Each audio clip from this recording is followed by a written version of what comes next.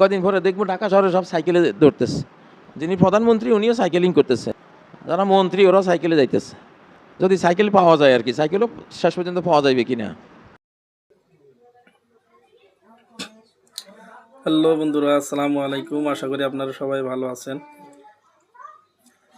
Iran, Israel ও আমেরিকার যুদ্ধ প্রসঙ্গ নিয়ে মাওলানা মুফতি কাজী ইব্রাহিম গুরুত্বপূর্ণ বক্তব্য দিয়েছেন। আসলে এই যুদ্ধ প্রসঙ্গ কত দূর বা দীর্ঘায়িত হবে, আর মানুষ কি পূর্বের আধুনিক সভ্যতায় ফিরে যাবে কিনা, সে আগের মতন গাধা, খচ্চর, উট, সাইকেল এগুলো নিয়ে মানুষ চলাফেরা করবে কিনা, এইসব বিষয় নিয়ে খুবই গুরুত্বপূর্ণ বিজ্ঞানসম্মত তাফসির। পেট্রোল লাগে না, অকটেন লাগে না, এলপিজি লাগে না, গ্যাস লাগে না, ঘাস খেলে শক্তি উৎপাদন হয়। ওই বাহন আল্লাহর দেওয়া বাহন, ঘোড়া, গাধা, অল খৈল অল বেগল অল হামির, ঘোড়া, খচ্চর, গাধা, তোমাদের বাহন হিসাবে দিয়েছি, সৌন্দর্য হিসাবে দিয়ে সেটা আবার ফেরত আসতেছে। সম্মানিত ভাইরা, এই জন্য এই যুদ্ধ কোনো সাধারণ যুদ্ধ না। ওরা মনে করতেছে আমি আমার তেলের জন্য লড়তেছি, আমি আমার অর্থনীতি চাঙ্গা রাখার জন্য লড়তেছি, আমি আমার সুপার পাওয়ারের ইমেজ রক্ষার জন্য লড়তেছি। ওরা মনে করবে এটা, কিন্তু আল্লাহ দেখতেছে যে না, ওইটা না, তোর দিয়ে আমি ভাঙ্গাইতেছি। তোদের এই অবৈধ সুদী অর্থনীতি সুদী টাকা দিয়ে, সুদী ব্যাংকের, গোটা বিশ্ব তো সুদী ব্যাংকে ডুবাই দিছ। আর সুদী ব্যাংকে টাকা দিয়ে তো নাপাক বিল্ডিং এগুলি দাঁড় করাইছে, এগুলি একটাও রাখবো না, আমি সব উড়াই দেবো সব। বুঝেছেন? ভিতরের খবর হলো এইটা, সেটা আল্লাহ করতেছেন। আল্লাহ কি বলছেন সূরা বনী ইসরাঈলের 16 নম্বর আয়াত, ওয়াইজা আরাদনা আন নুহলিকা ক্বরয়াতান আমারনা মুতরাফিহা, আমি যখন কোন জনপদকে ধ্বংস করে দিতে চাই তখন সুখী ভোগীদেরকে পাওয়ার পয়েন্টে নিয়ে আসি। তাদের অনেক বিত্ত আছে, ধনবল আছে, জনবল আছে, গার্মেন্টস আছে, বিভিন্ন ইন্ডাস্ট্রিজ, বিভিন্ন সিরিয়াল আছে, এক্সপোর্ট ইম্পোর্ট ব্যবসা বাণিজ্য আছে, মুতরাফিন, যাদের ভোগের জিনিসের কোনো অভাব নাই।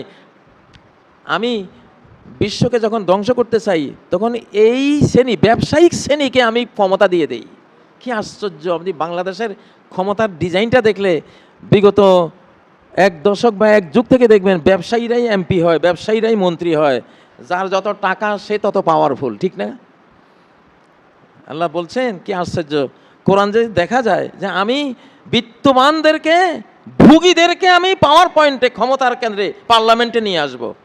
তো ওরা একে তো আগে থেকে ভুগি, একে তো উলাল্লা বুড়ি, আরও পাইছে ঢোলের বাড়ি, একে তো এমনি তার ভোগ, অবৈধ ভোগের কোনো শেষ নাই, আরও পাইছে এখন পুলিশি পাওয়ার, সেনাবাহিনীর পাওয়ার, বন্দুকও তার কাঁধে, আর যায় কই।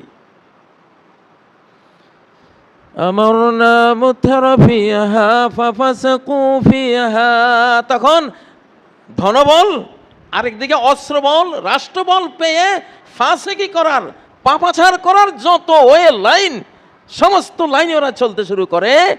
আর তখন আমার রেড লাইন যখন ক্রস হয়ে যায়, আমি দেখি ফাদাম্মারনাহা তাদমিরা, একেবারে ম্যাসাকার করে দেই। এটা সেই যুগ। মানে আমরা তো এই ওয়াজগুলি করি, কোরআনের কথাগুলি বলি, অল্প শ্রেণী মানুষ বিশ্বাস করে যে না এরকমই হবে, হইতেছে, হবে। বেশিরভাগ শ্রেণী বিশ্বাস করে না। বিশ্বাস করবে কখন? যখন তার উপরে বোমা এসে পড়বে, তখন আরে কোরআনে তো বলছিল, কোরআনের এই কথাটা শুনছিলাম। না, আপনারা কি বোমা পড়লে বুঝবেন না পড়ার আগে বুঝবেন? যাদের কপাল ভালো এরা বোমা পড়ার আগে বুঝে। ধর্ম হলো আপনার সেফটি, সঠিক ধর্ম ইসলাম হলো আপনার সেফটি, সিকিউরিটি, নিরাপত্তা, পিস। যত জাতি পৃথিবীতে ধ্বংস হয়েছে ধর্মহীনতার কারণে ধ্বংস হয়েছে, গণতন্ত্রের অভাবে ধ্বংস হয় নাই। নূহের জাতিকে মহাপ্লাবন দিয়ে আল্লাহ এবার এই জন্য ডুবাই না যে এরা গণতন্ত্র বিশ্বাস করতো না, এই জন্য যা এসব যারা অগণতান্ত্রিক এদেরকে রাখবো না। কি নূহ আলাইহিস সালামের জাতি কি গণতন্ত্রের অভাবে ডুবছে? হ্যাঁ, নাকি ওরা বিজনেস পলিসি বুঝতো না এই জন্য ডুবে গেছে? হ্যাঁ, ওরা কি ইকোনমির জ্ঞান ছিল না? না ওরা বিল্ডিং বানাইতে জানতো না, এই জন্য আল্লাহ ডুবাই দিছে। নাকি কৃষি জানতো না, এগ্রিকালচারাল কোনো নলেজে ছিল না, এগুলি রাখি লাভ কি, মাইরা দে। কি জন্য? এক কথায় বলে দিয়েছেন, কানা আকসারুহুম মুশরিকিন, এদের মূল পাপটা ছিল মুশরিক। এরা ছিল সৃষ্টি পূজারী, আল্লাহকে বিশ্বাস করতো, আল্লাহর পূজা করতো, সৃষ্টিরও পূজা করতো, দ্বৈত, কাউকে বেজার করবে না। আল্লাহ খুশি থাকুক, শয়তানও রাজি থাকুক। এই দ্বিচারিতা